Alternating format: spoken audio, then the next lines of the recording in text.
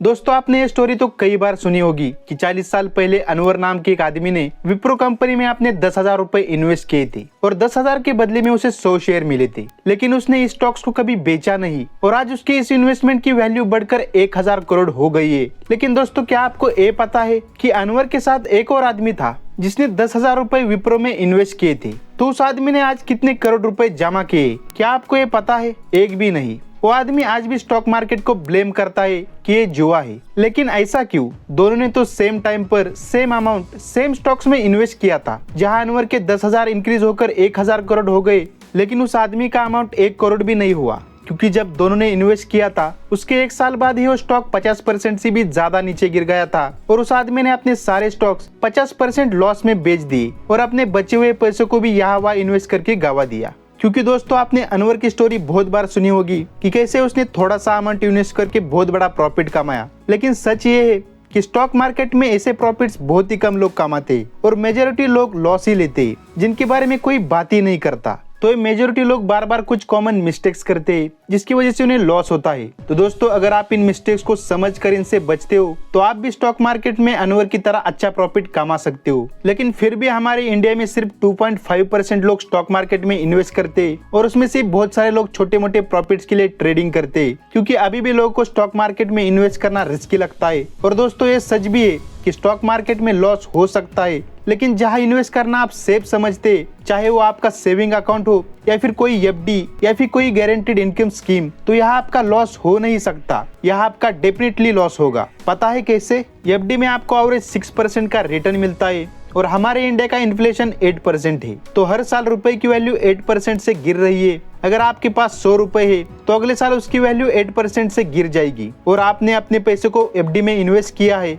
तो आपको वहाँ 6% की ग्रोथ मिली, लेकिन फिर भी ये इन्फ्लेशन से कम है और इसलिए हर साल आपका 2% का लॉस होगा। अगर आपको इन्फ्लेशन ठीक से समझ नहीं आ रहा तो आप ऊपर आई बटन पर क्लिक करके इन्फ्लेशन पर डिटेल वीडियो देख सकते हो। और अगर आप अपने सेविंग अकाउंट में अपना पैसा रखते हो तो आपको वहाँ सिर्फ 3 से 4% का रिटर्न मिलता है। तो इन्फ्लेशन को एडजस्ट करके आपका रियल रिटर्न करीब -3 से -4% का बनता है। तो हो सकता है कि स्टॉक मार्केट में इन्वेस्ट करने से आपका लॉस हो सकता है, लेकिन एफडी और सेविंग्स में इन्वेस्ट करने से आपका पक्का लॉस होगा। तो अगर आप स्टॉक मार्केट में मिस्टेक करते हो और आपका वहाँ लॉस होता है तो कोई बात नहीं, क्योंकि बड़े बड़े इन्वेस्टर भी मिस्टेक करते रहते हैं। वॉरेन बफेट ने भी अपने करियर में काफी सारी मिस्टेक्स की है। जैसे एग्जांपल के लिए उन्होंने 1993 में एक कंपनी में इन्वेस्ट किया था जिसका नाम था डेक्स्टर शू कंपनी, क्योंकि उनको लगता था कि उस कंपनी के पास कोई कॉम्पिटिटिव एडवांटेज है। तो वॉरेन बफेट ने उस कंपनी को खरीदने के लिए बर्कशायर हैथवे के 25,000 शेयर एक्सचेंज किए। मतलब बर्कशायर हैथवे कंपनी के इतने सारे शेयर्स उन्होंने डेक्स्टर शू कंपनी के ओनर को दी। उसके बदले उन्होंने डेक्स्टर शू कंपनी के सारे शेयर्स ले लिए। तो ऐसे ट्रांजैक्शन उन्होंने अपने करियर में काफी सारे किए थे जिससे उन्हें टैक्स बेनिफिट मिलते थे। लेकिन अल्टीमेटली ये डील अच्छी नहीं निकली,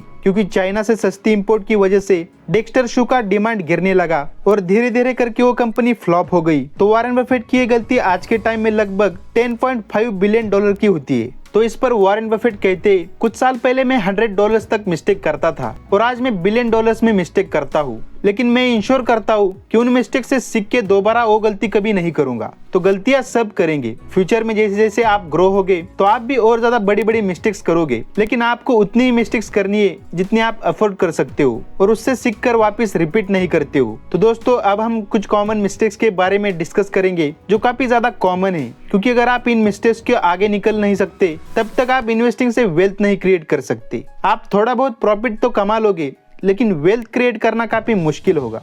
तो दोस्तों सबसे पहली कॉमन मिस्टेक है ओवर कॉन्फिडेंस, क्योंकि जब भी कोई स्टॉक मार्केट से थोड़ा बहुत प्रॉफिट कमा लेता है तो अपने आप को स्टॉक मार्केट का एक्सपर्ट समझने लगता है और ओवर कॉन्फिडेंस में कुछ ऐसे डिसीजन लेता है जिससे उसे लॉस होता है। 1998 में एक रिसर्च के थ्रू ये पाया गया कि जो ओवर कॉन्फिडेंट इन्वेस्टर होते हैं वो स्टॉक मार्केट में ज्यादा ट्रेड करते हैं और ज्यादा डाइवर्सिफाई भी करते हैं बाकी इन्वेस्टर के मुकाबले। मतलब जितनी कम आपकी नॉलेज होगी उतना ही ज्यादा आप बाइंग और सेलिंग करोगे, जिससे अल्टीमेटली होगा ये कि एंड में सबसे कम रिटर्न आपको ही मिलेगी। क्योंकि मान लो शॉर्ट टर्म में आप किसी स्टॉक्स में इन्वेस्ट करते हो और वहां से 15 to 20% तक रिटर्न एक्सपेक्ट करते हो, तो आप एक ऐसा रिस्क ले रहे हो जिसके बारे में आपको पता भी नहीं है। क्योंकि अगर आप किसी हाई क्वालिटी स्टॉक्स में इन्वेस्ट करते हो तो स्टॉक एक साल में 100% से लेकर -50% तक रिटर्न दे सकता है, और अगर आपने अभी 1-2 साल पहले इन्वेस्टिंग स्टार्ट किए तो आपका पोर्टफोलियो माइनस में होगा या अच्छा प्रॉफिट नहीं दे रहा होगा, क्योंकि पिछले 1-2 साल से मार्केट साइडवे ही चल रहा है। लेकिन अगर आपने अच्छी कंपनी सिलेक्ट की है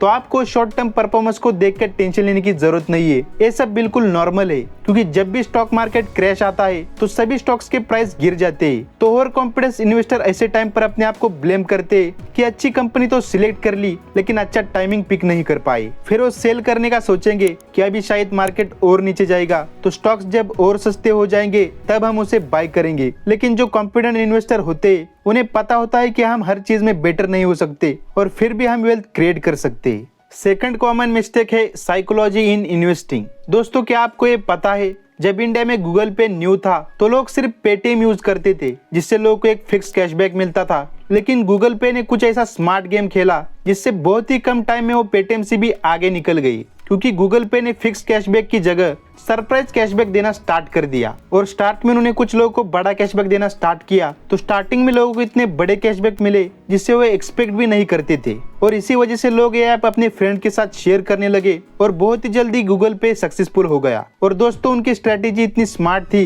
कि उन्होंने पेटीएम से काफी कम बजट में अपने ऐप को सक्सेसफुल कर दिया। क्योंकि गूगल पे ऐप काफी कम कैशबैक देता है, बहुत बार लोगों को बेटर लक नेक्स्ट टाइम यही स्क्रैच कार्ड देखने को मिलता है। और यही सेम चीज स्टॉक मार्केट में भी काम करती है। जैसे कि मान लो आपको 2 ऑप्शन दिए जाते हैं इन्वेस्ट करने के लिए, तो इनमें से आप कौन सा ऑप्शन सिलेक्ट करोगे? सबसे पहला ऑप्शन ये है कि आप किसी इंडेक्स फंड में इन्वेस्ट करते हो जहां आपको 15% तक रिटर्न मिल सकता है, और दूसरा ऑप्शन ये कि जहां आपको 10% या 20% तक रिटर्न मिल सकता है। तो मैक्सिमम लोग यहाँ सेकंड ऑप्शन सिलेक्ट करेंगे, क्योंकि पहला ऑप्शन बहुत से लोगों को बोरिंग लगेगा पेटीएम की तरह, जहाँ आपको फिक्स 15% तक रिटर्न मिल रहा है, और इसीलिए इंडिया में इंडेक्स फंड इतने फेमस नहीं है। तो दोस्तों, अगर आपको ये पहले से पता है कि कोई स्टॉक आपको 15 से 20% तक रिटर्न दे सकता है, तो ये काफी बोरिंग हो गया। हम इंसानों को कोई एक्साइटमेंट चाहिए होता है, इसलिए लोगों को कोई न्यू हॉट स्टॉक चाहिए जहां उन्हें इससे ज्यादा रिटर्न मिल सके। लेकिन 90% होता इसके ऑपोजिट है, ज्यादा रिटर्न के चक्कर में बेटर लक नेक्स्ट टाइम जितना रिटर्न मिलता है।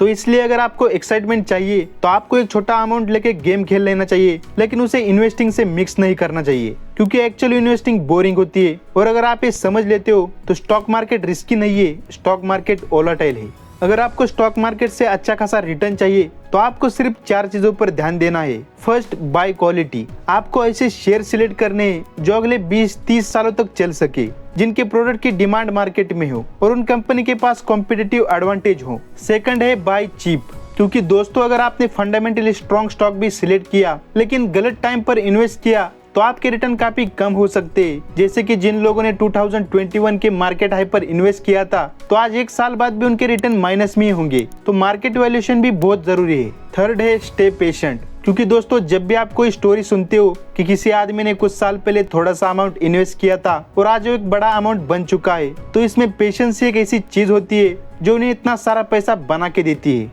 अब सबसे लास्ट है अवॉइड रूमर्स, क्योंकि न्यूज की वजह से लोग डर के अपने इन्वेस्टमेंट लॉस में सेल कर देते और बाद में उन्हें पता चलता है कि वो न्यूज तो गलत थी। इसलिए आपको न्यूज के लिए हमेशा एक ऑथेंटिक और ट्रस्टेड सोर्स को फॉलो करना चाहिए। तो दोस्तों, आज की वीडियो में बस इतना ही। अगर आपको ये वीडियो अच्छा लगा तो इसे लाइक कर दीजिए, नहीं लगा तो डिसलाइक कीजिए। और अगर आपने अभी तक चैनल को सब्सक्राइब नहीं किया है तो जल्दी से कर लो, क्योंकि ऐसे ही नॉलेजेबल वीडियो हम लाते रहते हैं। तो मिलते हैं नेक्स्ट वीडियो में। Finally, thanks for watching.